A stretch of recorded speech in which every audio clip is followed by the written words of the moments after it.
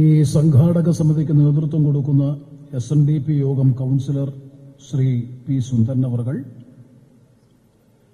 ഭദ്രദീപ പ്രകാശനത്തിലൂടെ ഈ ചടങ്ങിന്റെ ഔപചാരികമായ തുടക്കം കുറിച്ച് സ്വാഗത പ്രസംഗത്തിൽ പരാമർശിക്കപ്പെട്ടതുപോലെ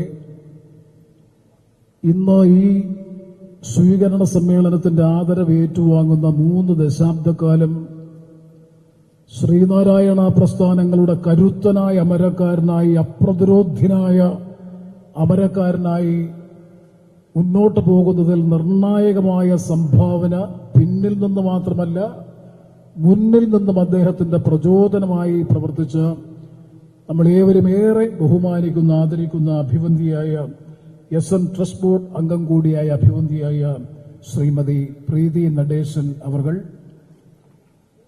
ഈ സമ്മേളനത്തിന്റെ ഔപചാരികമായ ഉദ്ഘാടന കർമ്മം നിർവഹിച്ചുകൊണ്ട് നമ്മോട് സംസാരിച്ച കൊല്ലത്തിന്റെ പ്രിയപ്പെട്ട മന്ത്രി, കേരളത്തിന്റെ ധനകാര്യ വകുപ്പ് കൈകാര്യം ചെയ്യുന്ന പ്രിയപ്പെട്ട ശ്രീ KN ബാലഗോപാൽ, അതുപോലെ ഈ വേദിയിൽ സന്നിഹിതനായിട്ടുള്ള പ്രിയപ്പെട്ട MLA Shri M Noushad, SNDP യോഗത്തിന്റെ വൈസ് പ്രസിഡന്റ്, ശ്രീനാരായണ പ്രസ്ഥാനങ്ങൾ പ്രതീക്ഷയോടുകൂടി ഉറ്റുനോക്കുന്ന ഞങ്ങളുടെയൊക്കെ ബഹുമാന്യ സുഹൃത്ത് പ്രിയപ്പെട്ട ശ്രീ തുഷാർ വെള്ളാപ്പള്ളി, അതുപോലെ ബഹുമാന്യായ Kollam corporation mayor Shrimati Honey Benjamin, Sreenarayana Guru employees കൌൺസിലിന്റെ സംസ്ഥാന കോർഡിനേറ്റർ ശ്രീ PV രജിമോൻ, അതുപോലെ സമ്മേളന വേദിയിൽ സന്നിഹിതരായിട്ടുള്ള സംഘാടകരായ മറ്റു ബഹുമാന്യ സുഹൃത്തുക്കൾ, ഇന്ന് ഈ സ്വീകരണത്തിന് അല്ലെങ്കിൽ നമ്മുടെ സ്നേഹാദരവ് ഏറ്റുവാങ്ങാൻ വേണ്ടി വളരെ സന്തോഷത്തോടെ ആത്മനിർവൃതിയോടുകൂടി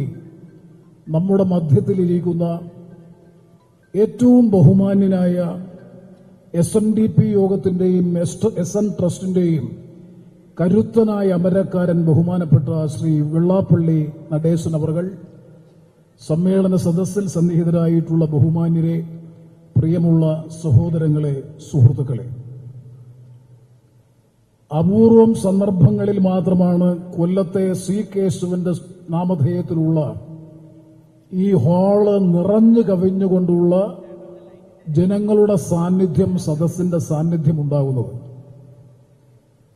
സത്യത്തിൽ ഈ സമ്മേളനത്തിന്റെ ഏറ്റവും വലിയ പ്രത്യേകത, ഏറ്റവും സമ്പന്നമായിട്ടുള്ള ഒരു സദസ്സിനെ പോലെ പ്രൗഢഗംഭീരമായിട്ടുള്ള ഒരു വേദി. അതിനേക്കാൾ ഈ സമ്മേളനത്തിന്റെ യുണീക്നെസ് എന്തെന്ന് ചോദിച്ചാൽ, ജനറൽ സെക്രട്ടറിയുമായി ഞാൻ അല്പനേരം സംസാരിച്ചപ്പോ എത്ര ഭാവനാസമ്പന്നമായ നിലയിലാണ് ഒരു വിഷയത്തെ വിലയിരുത്തുന്നത് എന്നതിന്റെ ഏറ്റവും വലിയ തെളിവാണ്.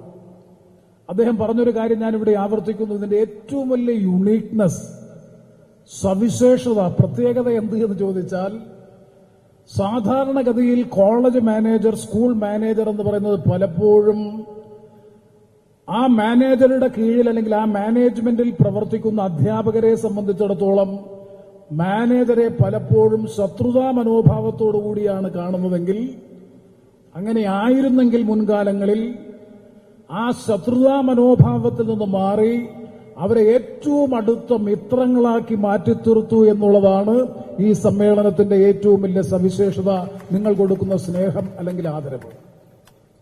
കാരണം മാനേജ്മെന്റ് എപ്പോഴും, മാനേജർ എന്ന് പറയുമ്പോൾ തന്നെ അധ്യാപകരെ സംബന്ധിച്ചിടത്തോളം ഒരു വല്ലാത്തൊരു മാനസികാവസ്ഥയാണ്. അതാണ് സത്യത്തിൽ ശ്രീ വെള്ളാപ്പള്ളി നടേശൻ. ഏത് ശത്രുവിനെയും, എത്ര കനത്ത അഭിപ്രായ വൈജാത്യമുള്ളവരെയും പരമ്പരാഗതമായ വൈരവും പകയും മനസ്സിൽ സൂക്ഷിക്കാതെ അവരെയൊക്കെ ചേർത്ത് പിടിക്കാനും അവരെയൊക്കെ സൗഹൃദത്തോടുകൂടി ഉൾക്കൊള്ളാനും ഒക്കെ കഴിയുന്ന വിശാലമായ മനസ്സിന്റെ ഉടമ കൂടിയാണ് അദ്ദേഹം എന്നുള്ളത് അനുഭവത്തിന്റെ അടിസ്ഥാനത്തിൽ, ഒരുപാട് അനുഭവത്തിന്റെ അടിസ്ഥാനത്തിൽ സാക്ഷ്യപ്പെടുത്താൻ കഴിയും. പ്രിയപ്പെട്ട മന്ത്രി ശ്രീ KN ബാലഗോപാൽ ഇവിടെ സൂചിപ്പിച്ചതുപോലെ അദ്ദേഹത്തിന്റെ നയങ്ങളോട്, നിലപാടുകളോട് നമുക്ക് വിയോജിപ്പുണ്ടാകാം. ആ വിയോജിപ്പ് പല ഘട്ടങ്ങളിലും നമ്മൾ പ്രകടിപ്പിച്ചിട്ടുണ്ട്. ആ പ്രകടിപ്പിക്കുന്നതിലും തെറ്റില്ല. കാരണം നയപരമായ വിയോജിപ്പ് ഒരു ജനാധിപത്യ സമൂഹത്തിൽ അനിവാര്യമായിട്ടുള്ളതാണ്. ജനാധിപത്യത്തിന്റെ ആണിക്കല്ല് എന്ന് പറയുന്നത് the right to dissent is the essence of democracy. വിയോജിക്കാനുള്ള അവകാശമാണ് ജനാധിപത്യത്തിന്റെ കരുത്ത്, ജനാധിപത്യത്തിന്റെ ശക്തി. ഞാൻ പറയുന്നതിനോട് വിയോജിക്കാൻ ബഹുമാനപ്പെട്ട ജനറൽ സെക്രട്ടറിക്ക് ജനറൽ സെക്രട്ടറി പറയുന്നതിനോട് വിയോജിക്കാൻ പിന്നീട് വരുന്ന MLA അല്ലെങ്കിൽ മറ്റു പ്രാസംഗികർക്ക്, ഞങ്ങളെല്ലാം പറയുന്നതിനോട് വിയോജിക്കാൻ നിങ്ങൾക്ക്, ആ വിയോജിക്കാനുള്ള അവകാശം അർത്ഥപൂർണമായ സമൂഹത്തിൽ നിലനിൽക്കുന്ന ഒരു സമൂഹത്തിൽ മാത്രമേ അർത്ഥപൂർണമായ ജനാധിപത്യം സാധ്യമായി എന്ന് നമുക്ക് അവകാശപ്പെടാൻ കഴിയും. അതുകൊണ്ട് അദ്ദേഹത്തോടുള്ള നയപരമായ വിയോജിപ്പുകൾ, നിലപാടുകളിലുള്ള വൈരുദ്ധ്യമൊക്കെ നിലനിൽക്കുമ്പോൾ തന്നെ വളരെ കൃത്യമായി തന്നെ ബഹുമാനപ്പെട്ട മന്ത്രി പറഞ്ഞു, അവഗണിക്കാൻ കഴിയാത്ത ഒരു ശക്തിയായി ശ്രീ വെള്ളാപ്പള്ളി നടേശൻ കേരള സമൂഹത്തിൽ തലയെടുപ്പോടുകൂടി നിലകൊള്ളുന്നു എന്നുള്ളതാണ് ഏറ്റവും പ്രത്യേകതയായി ആവർത്തിച്ച് ചൂണ്ടിക്കാണിക്കാൻ ഞാൻ ആഗ്രഹിക്കുന്നു. അദ്ദേഹത്തിന്റെ പ്രവർത്തന മികവിനെ സംബന്ധിച്ചൊക്കെ ഒരുപാട് പറയാനുണ്ട്, സമയ ചുരുക്കമുള്ളതുകൊണ്ട് ഞാൻ അതിലേക്കൊന്നും കടന്നു പോകാൻ ആഗ്രഹിക്കുന്നില്ല.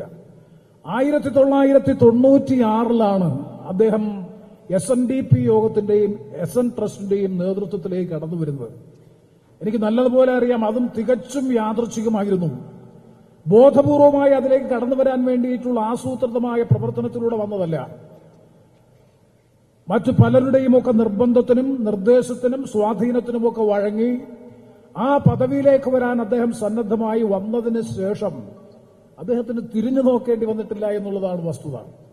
3 പതിറ്റാണ്ട് കാലം, 30 വർഷക്കാലം SN trust, Sreenarayana trust, Shri R. Shankar രൂപീകരിച്ച SN ട്രസ്റ്റ്, അതുപോലെ 1903 ശ്രീനാരായണ ഗുരുദേവൻ സ്ഥാപിച്ച ശ്രീനാരായണ ധർമ്മ പരിപാലന യോഗം, ആ 2 സമിതികളുടെയും അല്ലെങ്കിൽ 2 പ്രസ്ഥാനങ്ങളുടെയും അചഞ്ചലമായ നേതൃത്വം ഏറ്റെടുത്തുകൊണ്ട് 30 വർഷക്കാലം അതിനെ മുന്നോട്ട് നയിക്കാനും വലിയ മാറ്റങ്ങൾക്ക് നേതൃത്വം കൊടുക്കാനും കഴിഞ്ഞു എന്ന് പറഞ്ഞാൽ അത് അഭിമാനകരമായിട്ടുള്ള നേട്ടമാണ്.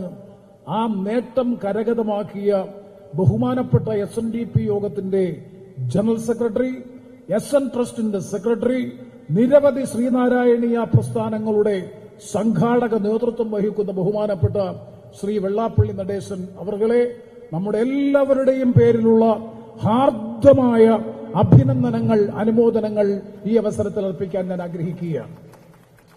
അദ്ദേഹത്തിന്റെ പ്രവർത്തന മികവിന്റെ സാക്ഷ്യമാണ് നേരത്തെ ഇവിടെ സ്വാഗത പ്രസംഗത്തിൽ സംസാരിച്ചപ്പോൾ, അതുപോലെ അധ്യക്ഷ പ്രസംഗത്തിലുമൊക്കെ തന്നെ പരാമർശിക്കപ്പെട്ടത്. കാരണം 1903 ഗുരുദേവൻ SNDP യോഗത്തിന് നേതൃത്വം കൊടുക്കുമ്പോഴുള്ള പ്രധാനപ്പെട്ട ദൌത്യം, ലക്ഷ്യം എന്തായിരുന്നു? 2 പ്രധാനപ്പെട്ട കാര്യങ്ങൾ. ഒന്ന് സംഘടന, മറ്റൊന്ന് വിദ്യാഭ്യാസം, അറിവ്. ഈ സംഘടനാ പ്രതിഷ്ഠയായിരുന്നു സത്യത്തിൽ 1903 ഗുരുദേവൻ നടത്തിയ ഏറ്റവും ഉജ്ജ്വലമായിട്ടുള്ള പ്രതിഷ്ഠ. അതിനു മുമ്പ് സാമൂഹ്യമായ വിവേചനത്തിനും അനാചാരങ്ങൾക്കും അന്ധവിശ്വാസങ്ങൾക്കും നിലവിലുള്ള മാമൂലുകൾക്കുമെതിരായ അതിശക്തമായ പ്രതീകാത്മകമായിട്ടുള്ള പ്രതിഷ്ഠയായിരുന്നു ആത്മീയ പ്രതിഷ്ഠ എന്ന് വിശേഷിപ്പിക്കാൻ കഴിയുന്ന, നമുക്കെല്ലാവർക്കും അറിയാം, അരുവിപ്പുറത്ത് നടത്തിയ പ്രതിഷ്ഠ, ശിവപ്രതിഷ്ഠ. അത് കഴിഞ്ഞതിന് ശേഷമാണ് ശ്രീ ശാരദാ പ്രതിഷ്ഠ നടത്തിക്കൊണ്ട് വിദ്യാഭ്യാസത്തിന്റെ പ്രത്യേകത ഉയർത്തിപ്പിടിച്ചുകൊണ്ട് ഗുരുദേവൻ നടത്തിയത്. ഞാനിത് 3 സൂചിപ്പിച്ചത് ഈ ആത്മീയതയും വിദ്യാഭ്യാസവും സംഘടനയും, ഇത് 3 ഗുരുദേവൻ മുന്നോട്ട് വെച്ച 3 വീക്ഷണങ്ങളും ദർശനങ്ങളും കൃത്യതയോടുകൂടി 30 വർഷക്കാലത്തെ പ്രവർത്തനത്തിനിടയിൽ ശ്രീ വെള്ളാപ്പള്ളി നടേശൻ എന്ന ആ ചടുലമായ പ്രവർത്തനങ്ങളിലൂടെ സാധ്യമാക്കാൻ SNDP യോഗത്തിനും SN ട്രസ്റ്റിനും കഴിഞ്ഞു എന്നുള്ളതാണ് അദ്ദേഹത്തിന്റെ പ്രവർത്തന നേട്ടങ്ങളായി വിലയിരുത്തപ്പെടേണ്ടത്. കാരണം സംഘടന കൊണ്ട് ശക്തരാകുക എന്ന് ഗുരുദേവൻ പറഞ്ഞു, വിദ്യ കൊണ്ട് പ്രബുദ്ധരാകുവാൻ ആഹ്വാനം ചെയ്തു. ഈ 2 ദൌത്യവും അടിച്ചമർത്തപ്പെട്ട പിന്നോക്ക ദളിത് ജനവിഭാഗങ്ങൾക്ക്, കനത്ത സാമൂഹ്യ വിവേചനത്തിന് നൂറ്റാണ്ടുകൾ വിധേയമായ ഏറ്റവും വലിയൊരു സമൂഹത്തെ സംബന്ധിച്ചിടത്തോളം സംഘടനയും വിദ്യാഭ്യാസവും പറഞ്ഞാൽ അവൻ ഉൾക്കൊള്ളാൻ ബുദ്ധിമുട്ടാണ് എന്ന് അറിയുന്നത് കൊണ്ട് തന്നെ ഗുരുദേവൻ ആദ്യത്തെ പ്രതിഷ്ഠ നടത്തിയത് ആത്മീയ പ്രതിഷ്ഠയായിരുന്നു, വിശ്വാസത്തിന്റെ പ്രതിഷ്ഠയായിരുന്നു. അതാണ് അരുവിപ്പുറത്ത് ഞാനും നിങ്ങളും കണ്ടത്. അപ്പൊ ദൈവീകമായ ആത്മീയതയുടെ പിൻബലത്തിൽ അറിവും സംഘടനാപരമായ ശേഷിയും ആർജിക്കാൻ ഒരു സമൂഹത്തെ പ്രാപ്തമാക്കുക എന്ന ചരിത്രപരമായ ദൌത്യമാണ് ശ്രീനാരായണ ഗുരുദേവൻ കേരളത്തിന്റെ സാമൂഹ്യ നവോത്ഥാന പ്രക്രിയയിൽ നിർവഹിച്ചതെങ്കിൽ ആ ദൌത്യം പിന്നീട് ഏറ്റെടുത്ത് ഫലപ്രദമായി നാട്ടിൽ പ്രാവർത്തികമാക്കാൻ ബഹുമാനപ്പെട്ട ശ്രീ വെള്ളാപ്പള്ളി നടേശൻ എന്ന മഹത് വ്യക്തിക്ക് കഴിഞ്ഞു എന്നുള്ളതാണ് അദ്ദേഹത്തെ ആദരിക്കുമ്പോൾ, അദ്ദേഹത്തെക്കുറിച്ച് പറയുമ്പോൾ ഏറ്റവും പ്രധാനമായി ഞാൻ നേരത്തെ പറഞ്ഞ പോലെ വിയോജിപ്പുകൾ, ആ വിയോജിപ്പുകളൊക്കെ നിലനിൽക്കുമ്പോൾ തന്നെ അദ്ദേഹത്തെക്കുറിച്ച് തീർച്ചയായും പറയാൻ കഴിയുന്ന കാര്യം അത് തന്നെയാണ് എന്നാണ് എന്റെ വിശ്വാസം. സംഘടനാ രംഗത്ത് കൈവരിച്ച നേട്ടങ്ങളെ സംബന്ധിച്ചുകൂടെ സൂചിപ്പിച്ചു. കേവലം 45 or 50 യൂണിയനുകൾ ഉണ്ടായിരുന്ന സ്ഥലത്ത് ഇപ്പോൾ 138 യൂണിയനുകളായി വർദ്ധിച്ചു.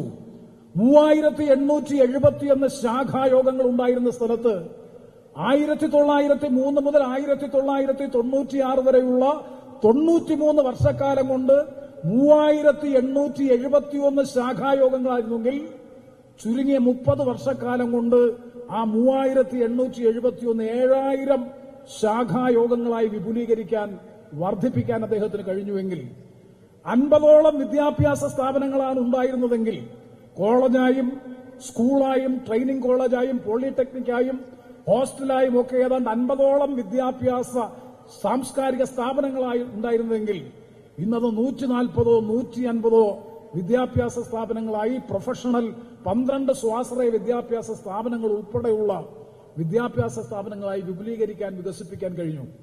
ഇത് ഒരു വ്യക്തിയുടെ സംഘാടക മികവിന്റെ ഏറ്റവും വലിയ നേട്ടമാണ്. മാത്രമല്ല ആ കോളേജുകളിലൊക്കെ നേരത്തെ ബഹുമാനപ്പെട്ട മന്ത്രി സൂചിപ്പിച്ചു, കാലാനുസൃതമായിട്ടുള്ള മാറ്റങ്ങൾക്ക് വിധേയമായി മെച്ചപ്പെട്ട അടിസ്ഥാന സൗകര്യങ്ങൾ രൂപപ്പെടുത്തി ആധുനിക കാലഘട്ടത്തിന് അനുരോധമായിട്ടുള്ള കോഴ്സുകൾ പ്രാവർത്തികമാക്കിക്കൊണ്ട് വിദ്യാഭ്യാസ രംഗത്ത് ശ്രീ ആർ ശങ്കർ തുടങ്ങിവെച്ച ഗുരുദേവന്റെ ചിന്തകളിലൂടെ പ്രചോദിതമായി പ്രവർത്തനം ആരംഭിച്ച മഹത്തായ വിദ്യാഭ്യാസ സാംസ്കാരിക രംഗത്തെ അതിന്റെ ശ്രീനാരായണ പ്രസ്ഥാനങ്ങളുടെ ചരിത്രത്തിലൊരിക്കലും ഇല്ലാത്ത രൂപത്തിൽ 30 വർഷക്കാലത്തെ പ്രവർത്തനത്തിലൂടെ ഉജ്ജ്വലമായ നേട്ടം ഈ സമൂഹത്തിന് കരഗതമാക്കാൻ കഴിഞ്ഞു എന്ന് പറഞ്ഞാൽ അതാണ് അദ്ദേഹത്തിന്റെ അനിതര സാധാരണവും അത്യപൂർവവുമായിട്ടുള്ള സംഘാടക മികവിന്റെ ഏറ്റവും വലിയ നേട്ടമാണ് ശ്രീനാരായണ പ്രസ്ഥാനങ്ങൾക്ക് 30 വർഷക്കാലം കൊണ്ട് കൈവരിക്കാൻ കഴിഞ്ഞ നേട്ടം. ആത്മീയ രംഗത്ത് നിങ്ങൾക്കറിയാം ഏറ്റവും നല്ല വിശ്വാസിയാണ് അദ്ദേഹവും. നമുക്കെല്ലാവർക്കും അറിയാം ഇവിടെ അഭിവന്തിയായിട്ടുള്ള പ്രീത ചേച്ചി ഉൾപ്പെടെയുള്ളവർ. വിശ്വാസമാണ് അവരെ നയിക്കുന്ന ഏറ്റവും പ്രധാനപ്പെട്ട ഘടകം.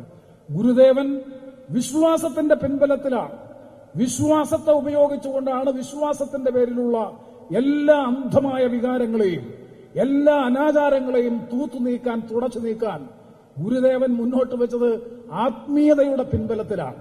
അതുകൊണ്ടാണ് ഗുരുദേവൻ വിജയിക്കാൻ കഴിഞ്ഞത്. പലപ്പോഴും വിമർശനങ്ങൾ പൊതുവെ ഉയരാറുണ്ട് കമ്മ്യൂണിസ്റ്റുകളെ സംബന്ധിച്ച്, വിപ്ലവകാരികളെ സംബന്ധിച്ചിടത്തോളം പലപ്പോഴും ആ ഒരു ഭാരതീയ ദർശനത്തെ അല്ലെങ്കിൽ ഇന്ത്യയുടെ ചരിത്രപരമായിട്ടുള്ള ആത്മീയ പൈതൃകത്തെ ഉൾക്കൊള്ളാൻ കഴിയാതെ പോയതാണ് ഒരുപക്ഷെ രാജ്യത്ത് കരുത്താർജിക്കാൻ കഴിയാതെ പോയത് എന്നുള്ള വിമർശനങ്ങൾ പല കേന്ദ്രങ്ങളിൽ നിന്നും ഉണ്ടാകുമ്പോൾ എത്ര ദീർഘവീക്ഷണത്തോടുകൂടിയാണ് രാജ്യത്തിന്റെ, ഭാരതത്തിലെ ജനങ്ങളുടെ മനസ്സറിഞ്ഞ്, കേരളത്തിന്റെ മനസ്സറിഞ്ഞുകൊണ്ട് ആ ആത്മീയതയുടെ പിൻബലത്തിൽ ആത്മീയ പ്രതിഷ്ഠ നടത്തിക്കൊണ്ട് വിദ്യാഭ്യാസ സംഘടനാ രംഗത്തും സാമൂഹ്യ സാംസ്കാരിക രംഗത്തുമൊക്കെ നല്ലതുപോലെ മുന്നോട്ട് പോകാൻ ഒരു സമൂഹത്തിന് പ്രേരണയും പ്രചോദനവും നൽകിയ ആ ഗുരുദേവ ദർശനങ്ങളിൽ നിന്ന് ഊർജ്ജം ഉൾക്കൊണ്ടുകൊണ്ട് ഈ പ്രവർത്തനങ്ങൾ കൃത്യതയോടുകൂടി നിർവഹിച്ച് അഭിമാനകരമായ നേട്ടം കൈവരിച്ച അദ്ദേഹം 88 വയസ്സ് കഴിഞ്ഞു എന്നാണ് എന്നോട് പറഞ്ഞത്. 88 വയസ്സ് പിന്നിടുന്ന കാലഘട്ടത്തിലും ഞാൻ 96 മുതൽ, ഞാൻ ലോക്സഭാംഗമായി ഞാനും 96-ലാണ് ഇന്ത്യൻ പാർലമെന്റിലേക്ക് വരാനുള്ള അവസരമുണ്ട്. 96 മുതൽ 2024 വരെയുള്ള, അതിനു മുമ്പും പല പരിപാടികളിലുമൊക്കെ അദ്ദേഹവുമായി ബന്ധപ്പെട്ടിട്ടുണ്ടെങ്കിലും അടുത്ത കുടുംബപരമായി ഇടപെടാനും ഏറ്റവും അടുത്ത കുടുംബ സൗഹൃദ ബന്ധം സ്ഥാപിക്കാനുമൊക്കെ അവസരമുണ്ടായ ഈ കഴിഞ്ഞ 30 വർഷക്കാലത്തെ അനുഭവങ്ങളിലൂടെ അതിരൂക്ഷമായിട്ടുള്ള വിമർശനം, ഒരു തരത്തിലും നമുക്ക് യോജിക്കാൻ കഴിയാത്ത രൂപത്തിലുള്ള കൂരമ്പ് കളയുന്നത് പോലെയുള്ള വിമർശനങ്ങൾ നാടൻ ഭാഷയിൽ, സാധാരണക്കാരന്റെ ഭാഷയിൽ അതിനിശ്ചിതമായി വിമർശിക്കുമ്പോഴും ആ വിമർശനങ്ങളൊക്കെ നിലനിൽക്കുമ്പോഴും വിയോജിപ്പുകൾ ഉള്ളപ്പോഴും അതിനും അപ്പുറത്തൊരു സൗഹൃദത്തിന്റെ, ഒരു സാഹോദര്യത്തിന്റെ മനസ്സിന്റെ ഭാഗമായി എല്ലാവരുമായും ഉൾക്കൊള്ളാനും പറഞ്ഞതിന്റെ പേരിൽ നിരന്തരമായി അത്തരമൊരു വിഷയവുമായി നിൽക്കാതെ ഞാൻ നേരത്തെ സൂചിപ്പിച്ചതുപോലെ സമൂഹത്തിന്റെ വികാര വിചാരങ്ങൾക്കനുസരിച്ച് കാലാനുസൃതമായ മാറ്റങ്ങൾ ഉൾക്കൊണ്ടുകൊണ്ട് പ്രവർത്തിക്കാനും ഒരു വലിയ സൗഹൃദ ബന്ധം സമൂഹത്തിൽ സ്ഥാപിച്ചെടുക്കാനും ഒക്കെ കഴിഞ്ഞു എന്നുള്ളത് അദ്ദേഹത്തിന്റെ ഒരു ഏറ്റവും വലിയ പ്രത്യേക. ഞാൻ ഒരൊറ്റ കാര്യം പറഞ്ഞുകൊണ്ട് അവസാനിപ്പിക്കാം. അദ്ദേഹം നടത്തുന്ന പ്രതികരണങ്ങൾ നമ്മുടെ കേരള സമൂഹത്തിൽ മറ്റാരെങ്കിലുമാണ് നടത്തിയിരുന്നത് എങ്കിൽ ഉണ്ടാകുമായിരുന്ന ഒരു പ്രത്യാഘാതം എത്രമാത്രം വലുതാകുമായിരുന്നു എന്ന് നമുക്ക് ഊഹിക്കാവുന്നതേ ഉള്ളൂ. അത് അദ്ദേഹത്തെ നാട് മനസ്സിലാക്കിയതുകൊണ്ടാണ്, കേരള സമൂഹം മനസ്സിലാക്കിയതുകൊണ്ടാണ് അദ്ദേഹം നടത്തിയിട്ടുള്ള പ്രതികരണങ്ങളിൽ വരുന്ന മറുപ്രതികരണങ്ങളൊക്കെ മനസ്സിലാക്കിയാൽ നമുക്ക് മനസ്സിലാക്കാൻ കഴിയും. അപ്പൊ അത്തരത്തിലൊരു വ്യക്തിയാണ് ബഹുമാനപ്പെട്ട ശ്രീ വെള്ളാപ്പള്ളി നടേശൻ അവർകൾ. അദ്ദേഹവുമായി ദീർഘകാലത്തെ സൗഹൃദ സാഹോദര്യ കുടുംബ ബന്ധം ഉണ്ടാക്കാൻ അവസരം ലഭിച്ചിട്ടുള്ള ഒരു പൊതുപ്രവർത്തകൻ, ജനപ്രതിനിധി എന്ന നിലയിൽ ഈ 88 വയസ്സിലും വളരെ ചടുലതയോടെ ഊർജ്ജസ്വലതയോടുകൂടി കേരളത്തിന്റെ എല്ലാ പ്രദേശങ്ങളിലും ശാഖായോഗങ്ങളിൽ, അതുപോലെ യൂണിയൻ തല വാർഷിക യോഗങ്ങളിൽ, മറ്റ് വിവിധങ്ങളായിട്ടുള്ള പരിപാടികളിൽ ഇപ്പോഴും ചടുലതയോടുകൂടി പ്രവർത്തിച്ചുകൊണ്ടിരിക്കുന്ന അദ്ദേഹത്തിന്റെ പ്രവർത്തനങ്ങൾ തുടർന്നും മുന്നോട്ട് കൊണ്ടുപോകാനുള്ള ആയുർദൈർഘ്യം, ആരോഗ്യം, ക്ഷേമം, സമൃദ്ധി, സമാധാനം, സന്തോഷം ഇതെല്ലാം തുടർന്നുള്ള ജീവിതത്തിലും അദ്ദേഹത്തിന് പ്രദാനം ചെയ്യുമാറാകട്ടെ എന്ന് ആത്മാർത്ഥമായി ഈ അവസരത്തിൽ ആഗ്രഹിച്ചുകൊണ്ട്, ആശംസിച്ചുകൊണ്ട് ഇന്ന് ഈ സ്വീകരണ പരിപാടി സംഘടിപ്പിക്കുന്ന ശ്രീനാരായണ ഗുരു എംപ്ലോയീസ് കൌൺസിൽ, ശ്രീനാരായണ ഗുരു റിട്ടയർഡ് ടീച്ചേഴ്സ് കൌൺസിൽ ഏറ്റവും സമ്പന്നമായിട്ടുള്ള ഒരു സ്വീകരണ സമ്മേളനമാണ്. അദ്ദേഹം തന്നെ പറഞ്ഞു, ഇവിടെ ഇരിക്കുന്നതിൽ 99% പേര് അദ്ദേഹത്തിന്റെ കയ്യൊപ്പ് വെച്ചുകൊണ്ടുള്ള അപ്പോയിന്റ് മെമ്മോ കൈപ്പറ്റിയവരുടെ കയ്യിൽ നിന്നാണ് ഹൃദ്യമായ ഈ സ്വീകരണം ഏറ്റുവാങ്ങുന്നത് എന്നുള്ളത് 100% ആത്മാർത്ഥവും സത്യസന്ധവും സ്നേഹനിർഭരവും അതിനേക്കാളുപരി വൈകാരികവുമായിട്ടുള്ള ഒരു സ്നേഹ സ്വീകരണ സമ്മേളനമാണ് കൊല്ലത്ത് C Kesavan memorial town hall ചരിത്രത്തിന്റെ ഭാഗമെന്ന നിലയിൽ ഈ സ്വീകരണ സമ്മേളനം മാറിത്തീരുന്നത്. അതിന്റെ സംഘാടകത്വത്തിന് നേതൃത്വം കൊടുത്ത ശ്രീ പി സുന്ദരൻ ഉൾപ്പെടെയുള്ള സംഘാടകരായിട്ടുള്ള മുഴുവൻ ഭാരവാഹികളെയും പ്രത്യേകമായി പ്രശംസിച്ചുകൊണ്ട് ഒരിക്കൽ കൂടി അദ്ദേഹത്തിന് ജീവിതത്തിൽ കൂടുതൽ മെച്ചപ്പെട്ട നിലയിൽ തുടർന്നും പ്രവർത്തിക്കാൻ ഉള്ള അവസരങ്ങൾ ഉണ്ടാകട്ടെ എന്ന് ആത്മാർത്ഥമായി ആഗ്രഹിച്ചുകൊണ്ട് എല്ലാവിധമായ നന്മ നിറഞ്ഞ ആശംസകളും അർപ്പിച്ചുകൊണ്ട്, അഭിവാദ്യം അർപ്പിച്ചുകൊണ്ട് ഞാൻ എന്റെ വാക്കുകൾ അവസാനിപ്പിക്കുന്നു. നന്ദി, നമസ്കാരം. സർ, അങ്ങയുടെ വാക്കുകൾക്ക് നന്ദി.